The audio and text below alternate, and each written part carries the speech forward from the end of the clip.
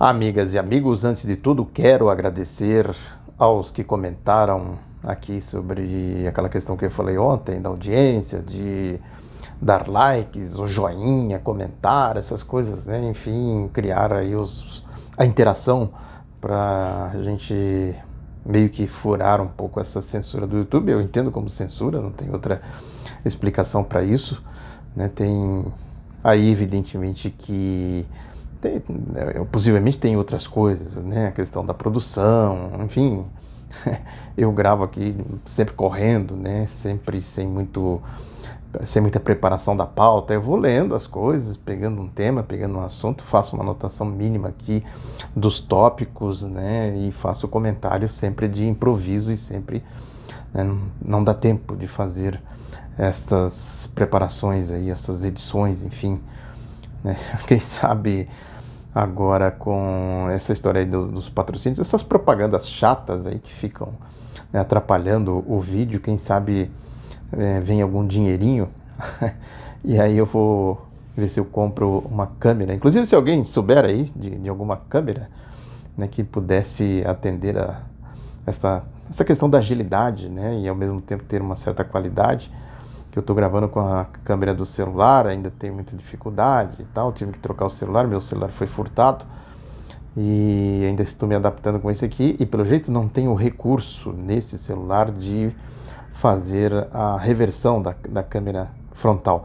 Enfim, são coisas aí da vida, né? As coisas mundanas. O que eu quero comentar, na verdade, é um pouco esta entrevista que o Bolsonaro... Ele tem dado entrevistas praticamente diárias, né? Vai estabelecendo, inclusive, uma relação com os jornalistas, uma proximidade, uma aproximação, né? Já tem aí muito de babação, né? Ele tenta fazer as gracinhas dele e tal, né? E com isso ele vai criando esta proximidade aí com os jornalistas. A promiscuidade sempre existiu, né? Isso não é culpa dos jornalistas, faz parte da lógica dos grupos de mídia, né? Da corrupção, né? Essas histórias todas, as trapaças, microfones escondidos, enfim, né? Nada disso acontece por acaso. Mas nesse caso, o Bolsonaro tenta fazer das entrevistas um circo, né? Sempre tem lá alguém do secto dele, né? E ficam gritando aquelas coisas aí típicas que a gente conhece bem aí dos cachorros loucos. Mas ele pegou os jornalões, os 3 jornalões, vejam que eu sempre falo aqui, né, que os jornais impressos, né, mesmo eletrônicos, mas os jornais impressos ainda têm um papel e eles mantêm os editoriais na sua versão eletrônica, digital, né, melhor dizendo. E os editoriais sempre são balizas, né? E isso vai para a capa. Que ele fala que os 3 jornais, o Globo, a Folha, o Estadão, a economia voltou a crescer, recuperou, não sei o que, tal. Esse pibinho aí, pibizinho, né? Um pibi bem, né, michuruca. Né? Mas, aí ele fala do mas, que os 3 jornalões, por coincidência, ele diz que não é coincidência, é combinação. É lógico que eles fazem combinações, mas é evidente que a questão é que eles pertencem ao mesmo clube, ao mesmo grupo. Aquela história do Adam Smith, né, que a mão invisível do mercado, que regula a sociedade, tal, que os capitalistas não deveriam sequer frequentar o mesmo clube para evitar a tentação de se juntar em monopólios e tal. Isso tudo foi por água abaixo, né? Tanto é que fizeram 2 guerras mundiais por causa disso. E eles têm uma linha, né?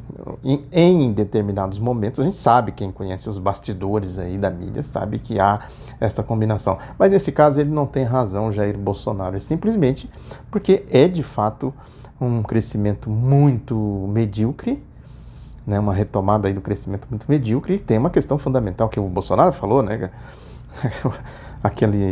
O sotaque dele, né? A questão no tocante a isso daí, né? A questão no tocante a isso daí, sim, mas aí é o consumo, é o investimento e tal, que foi investimento, agora vem o consumo com o 13º aí dos aposentados, FGTS, né? Ele mesmo fala, não entende nada de economia, e aí ele chega muito perto, quando ele começa a falar assim com mais constância, quando aquele personagem João Plenário da Praça é Nossa, não tem lá o João Plenário? Vocês conhecem o João Plenário, né? e que vai criando embromation, enrolation, etc, etc. Enfim, são características pessoais da intelectualidade, né, que se liga com a ideologia, e etc, etc. É isso a questão básica da economia. Eu fui editor de economia durante muito tempo, e a questão básica da economia é exatamente isso aí, né? Investimento e consumo. Quer dizer, se você não tem investimento, como é que você pode ter consumo? E vice-versa, quer dizer, se você faz investimento e depois não tem consumo, e o que puxa o consumo? Né? Uma taxa de desemprego dessa que nós temos aí, né, estratosférica, isso é uma coisa desumana, né?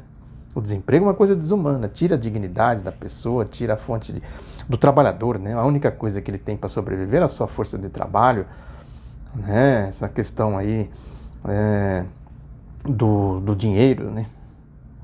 O dinheiro é a mercadoria espelho, um pouco aí da literatura da economia, aí como ensinava Marx, né? Essa história mesmo que eu acabei de falar aqui, né?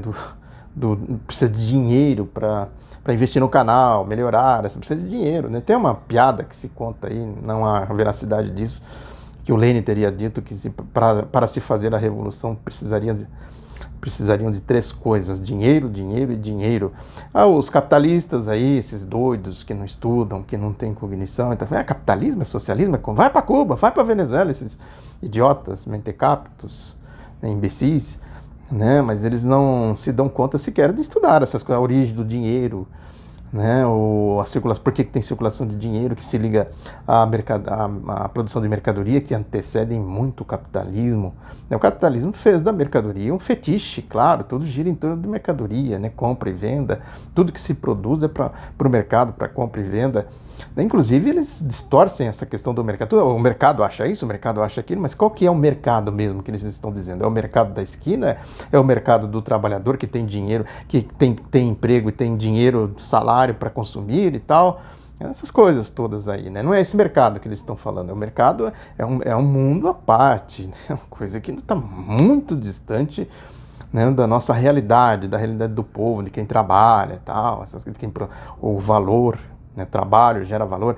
Simplesmente o nosso papel nessa divisão social é simplesmente produzir, e eles vão... Né, e, enfim, essa questão toda. Então, o consumo está diretamente ligado ao investimento, e investimento ao consumo, que se você não tem mercado, como é que você vai investir? Uma coisa puxa a outra. O dilema da crise está aí. Não tem investimento, né, consequentemente não tem crescimento, não tem geração de emprego, não tem renda. Como é que ele vai dizer que o país pode se recuperar, sair da crise e tal? E um detalhe, né? O país totalmente de volta a essa dinâmica mundial aí do mercado financeiro, etc, etc.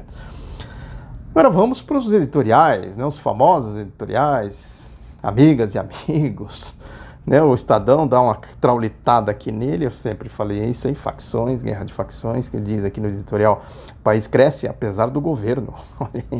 O Brasil voltou a se mover, quadro ficará melhor se Bolsonaro e ministros contribuírem. Olha aí, apesar do governo, o governo está atrapalhando, né? A Folha vai no mesmo tom, lá pelas tantas diz, da editorial também, da parte do presidente, que comemorou os parcos números desta terça. A melhor contribuição seria pôr fim a confrontos que tensionam o ambiente nacional e dificultam a recuperação da confiança de consumidores e empresários. Uma análise rebaixada, né? Quer dizer, a coisa se limita à confiança. A tese deles é essa aí. E se tem um governo ali que faz reformas, né, não, aqui nós vamos diminuir o Estado vai ser mínimo e tal, tal, tal. Aí os investidores, segundo a teoria deles, é essa aí, né? Os investidores falam, não, lá tem um governo responsável, responsabilidade fiscal, eles estão cortando lá previdência, aposentadoria, salário, direitos trabalhistas. Veja que governo responsável é aquele lá. Né? Vamos todo mundo para lá, e vai a manada. Então, vamos trazer investimentos para o Brasil. Isso é retórica de cassino. Malandros. O vendedor aí, quem vem, o carnê do baú, né? Quem quer dinheiro? Ai, tal, né? Compre os carnês. Quem compra os carnês do baú nunca perde, Silvio. E nunca perde. A gente sabe como é que foi. É o cassino, é linguagem de cassino aqui, né? O Globo também vai na mesma linha da história dos investimentos, que diz aqui que, editorial também, a corrosão da capacidade de pagamento do setor público se deve a uma longa crise de confiança. Né? Aqui eles estão falando mais no caso da Argentina, né? Que também o Globo diz que lá na Argentina que o Brasil tem que ficar de olho na Argentina e tal, né? Diz que essa crise de confiança lá, como aqui, né, emulada pelos próprios argentinos e que se expressa no descontrole da inflação e na desvalorização da moeda, o peso, é um processo de liquefação da riqueza nacional com destruição em massa de empregos. Por óbvio, parte da conta deve ser debitada ao presidente Maurício Macri, mas só em parte. Ele recebeu um país falido.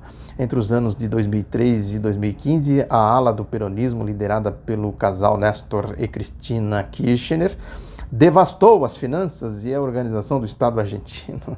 Sem nenhuma demonstração, sem nenhum compromisso com a realidade. Aqui o croupier, né? É o croupier que chama. Eu nunca fui nessas coisas, né? Eu tenho uma certa ojeriza à jogatina de qualquer natureza. Tirando o Santos Futebol Clube e futebol pela arte e não pela jogatina, né? Mas acho que é croupier, pelos filmes a gente vê, né? Vai jogando, né? E vai, o vendedor de bilhete, vigarista, né? O vendedor de bilhete premiado. Aí prossegue ainda dizendo que elas já estavam combalidas desde o ocaso da ditadura militar com a tragédia da Guerra das Malvinas, perdida para o Reino Unido em 1982. Olha a linguagem aí de vigarista. Quer dizer, não teve a crise, né, do petróleo, a crise do rompimento dos tratados de Bretton Woods, não teve o projeto neoliberal, né, que começou na ditadura militar, aqui no Brasil também. Né? A crise aqui no Brasil, né, crise do começo dos anos 80, quebra-quebra, etc, etc. A década perdida. Quer dizer, tudo para eles é uma abstração. Né? Acho que era o editorialista escrevendo lá e deve... Ô Mané, ô Zé, ô João, né, procura aí pensa aí um motivo para a gente pôr aqui, né, como responsável por essa crise toda. Põe as Malvinas, põe a ditadura, né, e tudo isso para quê? Para justificar o ataque. Aí prossegue aqui o Kirchner, o casal Kirchner, como eles dizem aqui. Os Kirchners, no entanto, conseguiram ir além, desperdiçando uma oportunidade dourada ao optar por um receituário populista, como fizeram Lula e Dilma no Brasil. Populista, isso aí, você faz políticas públicas, eu já comentei isso aqui, né? Faz políticas públicas, né, de incluir grande parte dos excluídos que estão à margem da sociedade, traz por orçamento e tal, né? Essas coisas, né? Trazer escravo para dentro da dinâmica do Estado, essas coisas, né? É isso aí. Durante o recente ciclo de valorização de preços das commodities, duplicaram os gastos públicos, passou de 23% para 43% do produto interno bruto nos cálculos do FMI. Duplicaram porque eles investiram em questões sociais, como aqui no Brasil também se investiu, né? Não é gasto público, isso não é gasto público, isso é pegar o orçamento e redistribuir o orçamento. Como eles falam gasto público, isso aqui é, olha aqui o croupier falando, acho que nem sei o que o croupier faz exatamente, vamos usar o croupier. O que eles fazem, o malandro? Pega o orçamento, o bolo do orçamento, tem uma parte, metade do orçamento do bolo, né, que é do cassino, é do croupier. A outra metade é do povo, investir em saúde, educação e tal. O gasto público está aqui. Quando o gasto público vai para o lado do croupier, aí eles dizem, não, estão aumentando aqui, ó. Aumentou o gasto público, agora, e o do croupier não aumentou? Aí, ó, Bolsonaro, sacou?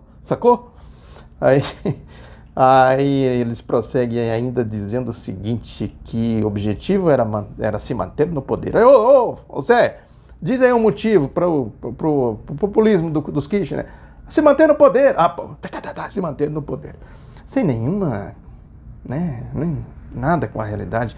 Aí vem, passada a bonança, veio a conta do desperdício. Desperdiçaram dinheiro com pobre, fazendo faculdade, trazendo gente para a faculdade, para a universidade, né, criando emprego, né, melhorando os investimentos em saúde, educação. Desperdiçaram aí, viu? Oh. Aí prossegue ainda. Macri conquistou a presidência, mas errou na lassidão com as reformas necessárias. O gradualismo não foi suficiente para conter a inflação e a consequência política foi o voto de protesto nas eleições primárias do início do mês. Voto de protesto, não foi um voto, não. Agora a coisa ficou feia, né? Tinha crise lá e tal, a gente acreditou no vigarista, no croupier, e agora nós queremos de volta, né? Mas é isso que voto de protesto contra a reeleição de Macri. A perspectiva de retorno ao populismo kirchnerista agraçou a réstia de confiança na economia. Fim de Indy. Até a próxima, diz aqui o Globo. Agora é isso. Voltando ao Bolsonaro, quer dizer, o Bolsonaro, aí as guerras de facções aqui vão se acirrando cada vez mais. O Bolsonaro, na verdade, governa para um setor, né, aí do bolsonarismo e tal, né? Mesmo esse setor dos iludidos aí do agronegócio, que depende das exportações, né? E com esse negócio do Bolsonaro seguir o dedo do Trump, né? Vira pra cá, vira pra lá, vira pra cá, vira pra lá. Acho que ele faz assim com o topete, pra cá, pra lá. Então, e aí eles vão exportar pra quem? Eles vão exportar para os Estados Unidos? A guerra lá com a França tem tudo a ver com isso, né? Ele poderia exportar para a Europa, para a China, né? Agora os Estados Unidos vão permitir? Como é que é esse alinhamento? Eles vão ganhar o que com isso, a turma do agronegócio? Mas o Bolsonaro fica falando, vai dar arma para tudo. Veja o que é o sementecapto e doentio do ponto de vista ideológico. Ele também governa aí por esse submundo das negociatas miúdas, né? Ele fala que vai acabar com a empresa que explora o turismo no Cristo Redentor, em Foz do Iguaçu, acabar com o pedágio, tal. Isso aí, o que está por trás disso aí, essa miudeza dessa corrupção aí e tal, né, do bolsonarismo, ele fica dando agrado, distribuindo migalha aqui e ali. E para as milícias, já disse aí que vai indultar policiais, tal. Pode ter injustiça, um caso aqui, outro caso ali, precisaria investigar, tal. Agora, a lógica do Bolsonaro não é essa, não, é beneficiar milícias, que é exatamente a lógica do governo dele, da Lava Jato. A Lava Jato tem uma lógica de milícias, da ideologia dos porões da ditadura militar, né? Aquilo era a milícia, os bandos, o bando do Ustra, o ídolo do Bolsonaro, o bando do delegado Fleury, do DOPS. A Lava Jato usa a mesma lógica, com outros métodos, claro, se eles pudessem, eles utilizariam esses métodos. Basta ver aí o Dallagnol com esse linguajar de gangster, de miliciano, nessa história aí que The Intercept revelou, né, que ele disse aí, vamos colocar ele de joelhos e oferecer redenção. Isso é gangster, né? Isso é miliciano que faz isso. Para fazer delação, para delatar Lula petino, vamos pôr ele de joelhos, vamos tomar tudo dele, tudo. Dizer para ele, você vai ficar com nada, ele vai ficar na cadeia. Aí você oferece a redenção. Você quer se render? Faça a delação do jeito que a gente quer, não é do jeito que você quer, não. Tem casos, mais casos, Palocci, etc. Quer dizer, e eles têm também, né, um outro setor importante, que é aí que entra o grosso da guerra de facções, que é o Paulo Guedes, essa questão da economia, do projeto dele, do programa de governo, das privatizações, das reformas, do fim da aposentadoria, etc. O preposto das oligarquias de Wall Street, quer dizer, dos lobos de Wall Street. Quem assistiu o Lobo de Wall Street? Comenta aqui, vamos fazer para aumentar a audiência aqui do canal, vamos debater o lobo. Quem parece mais o lobo de Wall Street nessa história toda? O lobão, né? O lobão de Wall Street. Aí tem os lobinhos, tem os bobinhos, tem os malandrinhos, tem os vigaristinhas e etc. É um governo. E quem é o alvo dessa gente toda aí? O povo, claro, o país, né? Isso, os ataques que eles fazem às organizações de esquerda, populares, o movimento sindical, o movimento popular, os partidos de esquerda e tal, né? O PT. O Bolsonaro não passa um dia sem falar do PT, né? A metralhadora giratória, PT, da mídia e tal, né? São os alvos. O PT tá o PCdoB, tá o PSB, tá, né? os setores aí, enfim, identificados com a causa do povo, que só existem, a razão da existência desses partidos, dessas organizações, é defender o quê? A soberania nacional, a democracia e os direitos do povo. Por que eles atacam a esquerda tanto assim? Se a razão... Se é rico, não é de esquerda. Por que eles atacam tanto a esquerda? Qual é o sentido disso? Na prática, como que isso, né, resolve? Aí, evidentemente, que entra os cachorros loucos, entra a rataria pretoriana midiática, entra tudo. Eles são armados, é um exército armado, né, de milícias, de milicianos. Um governo de milicianos, para todo lado que se olha tem miliciano. O Merval Pereira, por exemplo, do Globo, faz um artigo dizendo... Ele fez um comentário, o comentário da CBN, em cima do comentário ele fez o artigo. Ele diz que no mesmo tom, a polarização política continua em plena atividade e as redes sociais trabalham no limite da irresponsabilidade de ambos os lados. Tom professoral, arrogante, tal, né? Na mesma semana em que surgiu a reprodução de diálogos de alguns procuradores da Lava Jato em Curitiba, ironizando o luto do ex-presidente Lula na morte de Dona Marisa, o próprio Lula deu uma entrevista à BBC, falei aqui no vídeo passado, colocando em dúvida que o presidente Bolsonaro tenha realmente sido esfaqueado na campanha eleitoral de 2018. Ele não falou isso, é mentira do Merval, do miliciano aqui do Globo. Ele não falou isso, a entrevista publiquei. Está lá no meu site, outroladonoticia.com.br, está aí na internet, enfim. Ele falou que, eu não acredito, aliás, a jornalista muito arrogante, prepotente, isso não é jornalismo, parecia um agente do DOPS. Mas o Lula falou, eu estou em dúvida, tenho direito de ter dúvida, eu também tenho dúvida, muita gente tem dúvida, é uma história, no mínimo, mal contada. Se aconteceu, aconteceu, sabe, pode ter acontecido, a probabilidade de ter acontecido é muito grande. Agora, que tem uma margem de dúvida, tem. O Lula ironizou ela, né? Não, se você me convenceu de que não há mais dúvida, quer dizer, já foram feitas todas as checagens, as apurações, como eles fazem na Lava Jato, né? Tem convicção, pronto, é o que basta. Aí prossegue ainda o Merval Pereira, dizendo que para os petistas, os comentários dos procuradores denotam ódio a Lula.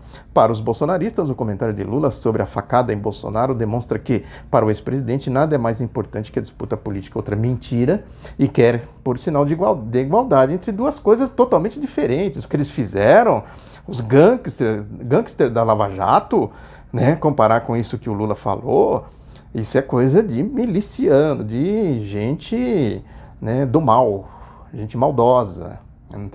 Não há a menor possibilidade de fazer esse tipo de comparação. Por que eles fazem? Porque eles estão em guerra contra o povo. Eles estão fazendo o papel deles, que é papel, repito, eu gostei desse termo, Os milicianos de todas as categorias aí estão, em campo tentando salvar o governo Bolsonaro. Muito obrigado pela atenção, divulgue o Outro Lado da Notícia, faz aí os comentários aí, Vamos, do Lobo de Wall Street, vamos inventar umas histórias aí para ver se a gente aumenta a audiência do canal. Um abraço, até a próxima.